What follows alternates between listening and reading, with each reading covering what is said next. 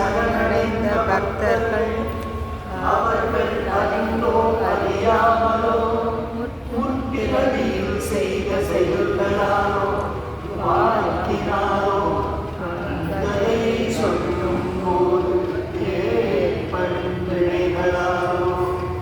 அடுத்தவரை பார்த்திடும் பார்வையாலோ மனத்தால் தினம் தினம் செய்திடும் எல்லா தவறுகளையும் மன்னித்து கருணையுடன் அருள் பாலிக்கும் பிரபுவாகிய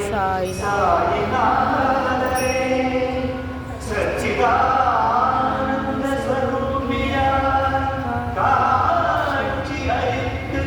அருள் பாலிப்பவரே எல்லோருக்கும் சகல மங்களங்களும்